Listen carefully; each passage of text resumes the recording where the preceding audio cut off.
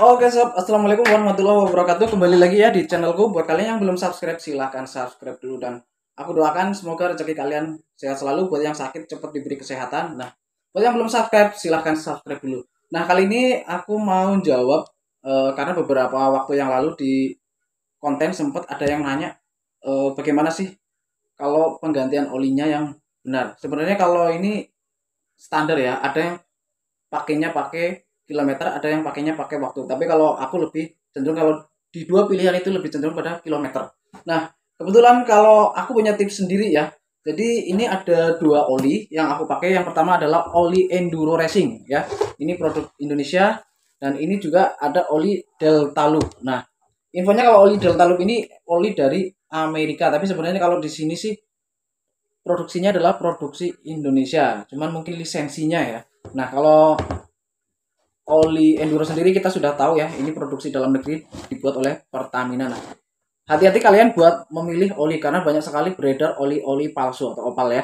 Nah, salah satunya adalah dengan cara nomor serinya ya. Nomor serinya ditutup harus sama botol, dipastikan sama, tapi ini juga karena banyak sekarang beredar-beredar oli palsu walaupun kemasannya plek jiplek karena memang ada permainan ya salah satu oknum biasanya. Nah, kemudian atau yang lainnya dengan cara scan barcode. Ini ada scan barcode-nya juga ya. Kemudian kalau yang Delta Loop sih memang sepertinya belum ada scan barcode karena memang jarang banget dipalsukan ya. Nah, gimana sih kalau tipsnya menurut aku ya, menurut aku sendiri cara penggantian oli adalah kalau aku sendiri yang dipakai adalah pertama jarak tempuh, yang kedua adalah waktu ya.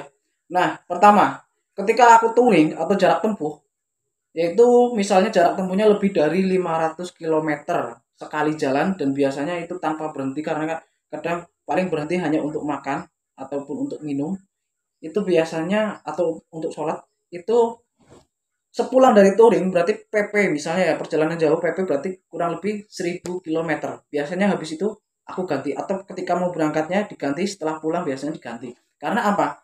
Karena dengan jarak waktu misalnya jarak tempuh dan jarak waktu dan waktunya misalnya itu ditempuh full berarti kan kemungkinan lebih dari 4 jam full, otomatis oli akan mengalami panas atau suhu yang cukup tinggi dan itu terus menerus, jadi juga akan berpengaruh pada keenceran itu menurut aku ya. Karena berbeda dengan ketika kita pakai hanya untuk sekali pakai, jarak tempuhnya mungkin 1 kilo 2 kilo, itu bisa kita pakai sampai mungkin 1 bulan lebih ataupun bisa sampai 3000 ataupun sampai 4000 kilometer tergantung dari olinya ya, dari kualitas olinya. Tapi kalau untuk jarak yang sekali tempuh kita memerlukan waktu yang berjam-jam dan ratusan kilometer, biasanya aku lebih cenderung ketika mau berangkat atau pulang berangkat atau pulang dari perjalanan itu harus diganti. Karena kebetulan seperti ini ya yang aku pakai dan alhamdulillah mesin masih awet. Walaupun kita juga harus perhatikan perawatan-perawatan yang lainnya, misalnya kayak servis rutin ya, kemudian kebersihan filter udaranya ya. Nah, kalau aku sendiri kalau misalnya kebetulan karena tempat kerja dengan mes atau tempat tinggal itu nggak lebih dari 1 kilometer dan kadang kita makainya hanya sebentar aja, itu kadang bisa 1 bulan atau mungkin bisa sampai 2000 kilometer baru diganti. Bahkan pernah sampai 3000 kilometer baru diganti olinya. Karena apa? Karena memang untuk jarak tempuhnya sekali kita perjalanan dekat. Berbeda dengan perjalanannya yang sekali jarak tempuh lumayan jauh atau lumayan lama, jadi memang harus cepat diganti karena itu akan mempengaruhi pada kualitas ya. Berbeda ketika dekat itu karena suhunya nggak terlalu panas yang artinya lama, jadi keenceran atau kualitas oli lebih mudah dipertahankan sehingga lebih awet.